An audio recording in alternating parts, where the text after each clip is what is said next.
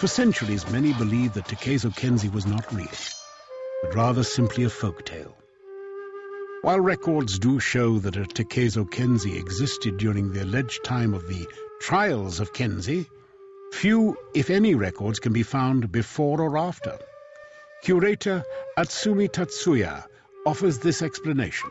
During this era, it was not uncommon for individuals to adopt new names, changing their identities. For example, in 1536, Toyotomi Hideyoshi was born to peasant parents, but he would rise to the rank of a general and then ruler. During this ascension, he created at least 2 sets of new names for himself. Some believe he did this to help cover his humble beginnings. It is doubtful that Takezo Kensei was our hero's birth name. Kensei translates to sword saint, a term given to only the most skillful and revered of warriors. No parents would actually name their child this.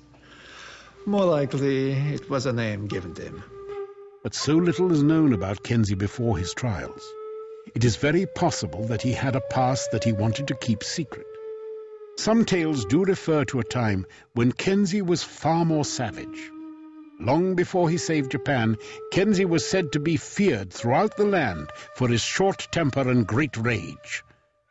Though possessing great skill, this Kensei was undisciplined and reckless.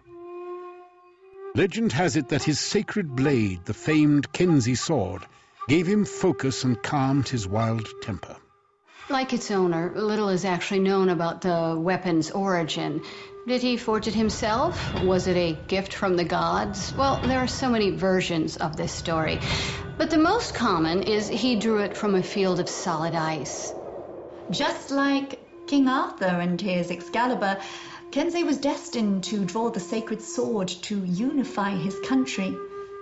But, like its owner, it was widely believed that the sword was more legend than real. With little evidence, doubt is cast upon either actually existing. Then, in 1977, an exciting discovery.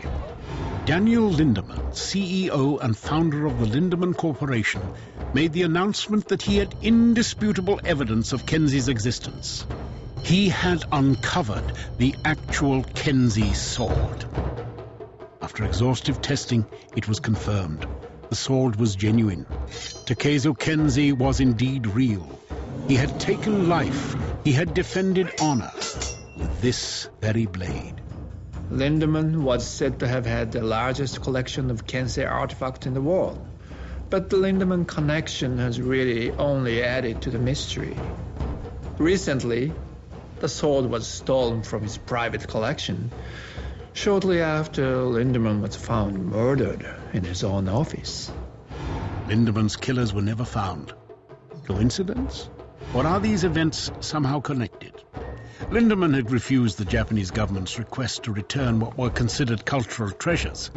Even when he loaned out his collection to museum tours, he never allowed the Kensei sword to travel, safeguarding it always in his private collection. Could someone have stolen back the sword and killed Lindemann to prevent retaliation?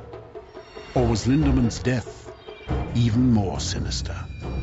Many believe that the Kensei sword was cursed, that it was not meant to be found. It had disappeared for hundreds of years, and it has vanished again, as it was meant to.